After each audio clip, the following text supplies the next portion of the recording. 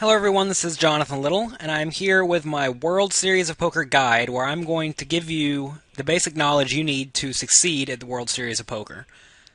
And I'm going to do this in three different lessons. In lesson one, which we're going to have right here, I'm going to talk about deep stacked play, which is what's going to take place in the early levels of tournaments. In lesson two, I'm going to talk about the shallow stacked play, which is going to happen more towards the end of the tournament or whenever you happen to get short.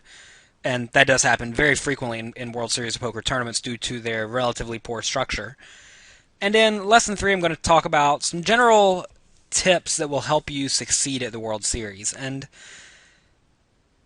when you go to the World Series, it's very easy to go to Vegas to party and to have fun. But you have to realize if you're going there to play poker, at least while you're playing poker, you need to make it sort of like a work trip. And that's something that a lot of people fail at. And I will give you some tips to succeed in that department.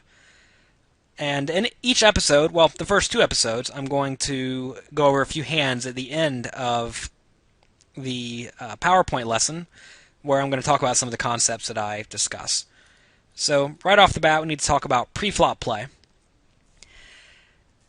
At the World Series of Poker, you're going to find a lot of weak players. And these are going to be players that are going to play relatively weak tight pre-flop, but whenever they do make a hand like top pair, they're just not going to fold it. And because of that, you need to be very willing to take flops in position against weak players.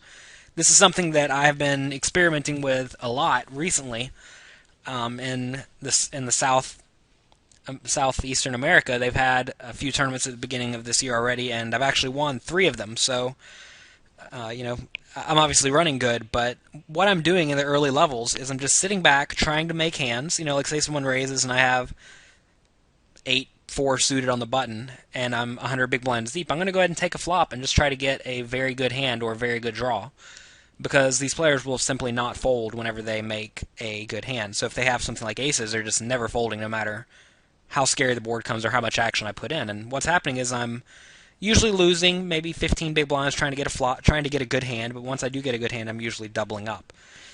And that is definitely something that you need to be looking to do at the World Series of Poker. And you will find at the World Series of Poker that they'll start you off with about 100 big blinds at the beginning of each tournament, which is pretty deep stack for most tournaments.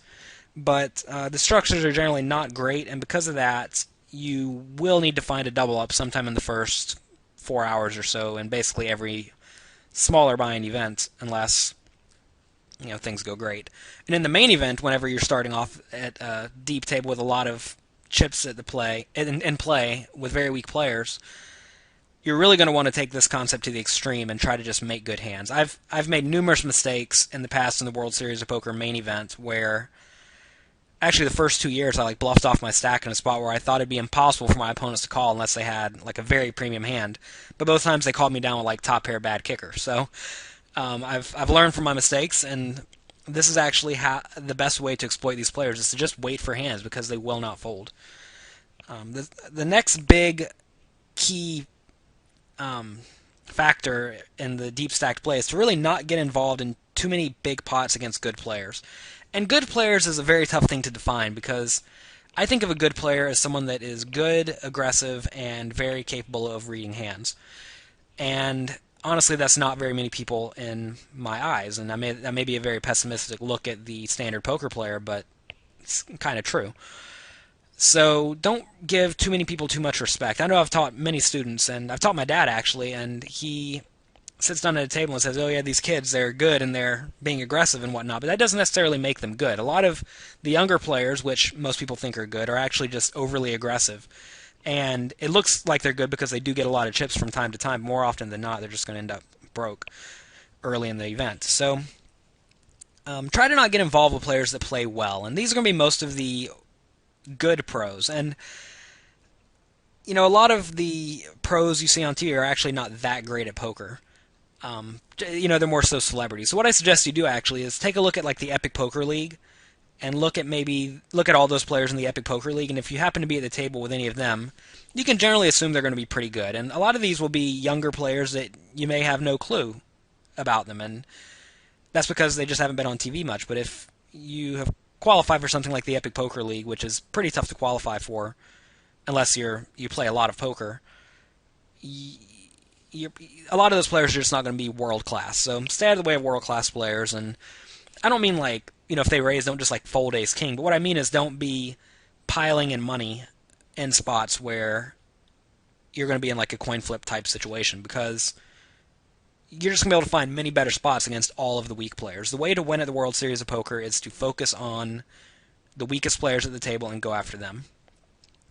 And number three, you just need to play in position. This is something that I failed at a lot whenever I first started playing live poker. I would just raise any decent hand from any position, and that's not necessarily good. From the early few positions, I generally play very tight, and I don't mean like very tight as in I'm going to fold ace king or anything like that, but my range from early position is going to be something like pairs, suited connectors, and like ace king and ace queen, and that's it.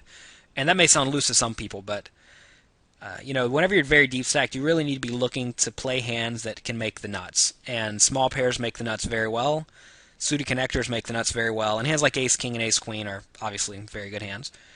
So try to play in position. Don't play too much out of position. And again, like if someone raises from early position and you have 9-6 suited, don't be scared to take a flop when you're 100 big blinds deep. There's absolutely nothing wrong with that. And if you do get a hand, don't be scared to pile the money in.